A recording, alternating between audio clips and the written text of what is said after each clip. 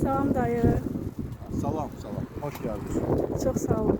Baxırıq gözəl təbiətin qoynunda gözəl rəsmlər çəkirsiniz. İstədik yaxınlaşaq, bunu çəkək, təhsil kanalımıza qoyaq. Çok hiç olmaz. Çünkü güzellik vaktinde lazımdır onun tərənnüm etməkdə güzellik. Bu güzelliği birazdan, bir haftadan sonra inanmıram ki olsun burada. Şimdi gelmişik ki biz de bunu vaktinde tutup naturadan çekelim. Bu iş üçün sizcə dayı ən vacib olan nədir? Bu iş için birinci sevgi lazımdır. Sevgi olandan sonra da mariflənmək lazımdır. Yani ustad sənətkarlara baxır, onlardan öyrənmək lazımdır. İndiki zamanda internet var mesela, YouTube kanalı var, oradan öyrənmək olur. Bu akademik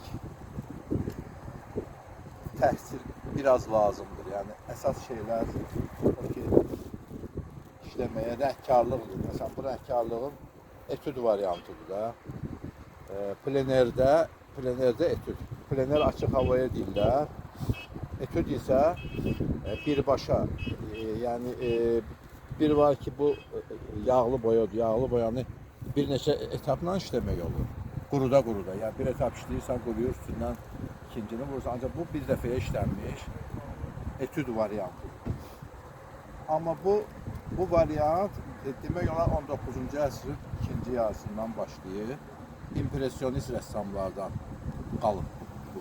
Onlar bunu ən çox təşviq ediblər və öz işlərini də demək olar bir dəfəyə işləyir. Çünki bir dəfəyə işlənilən iş təəssürat hissi doğulur. Bütün təəssüratı əhatə edə bilir. Yəni mənzərəyə ilk dəfə baxanda sənə necə təsir edirsə, onu o cür də yudub təsvir edirsən. Amma uzun müddətli işlər də var. Məsələn, bura 2 gün, 3 gündə gəlir. Bundan da böyük iş işləmək olar. Bundan da yəni ətraflı təfərrüatları ilə işləmək olar. Ətraflı məlumata görə çox sağ olun dayı. Çox böyük həvəsim var rəsmə. Ancaq belə dərinliklərini bilmirdim. Çox sağ olun, təşəkkür edirəm Çox sağ sizə. olun siz də ki, maraqlanırsınız, yəni maraqlanırsınız və işıqlandırırsınız. Çox sağ olun.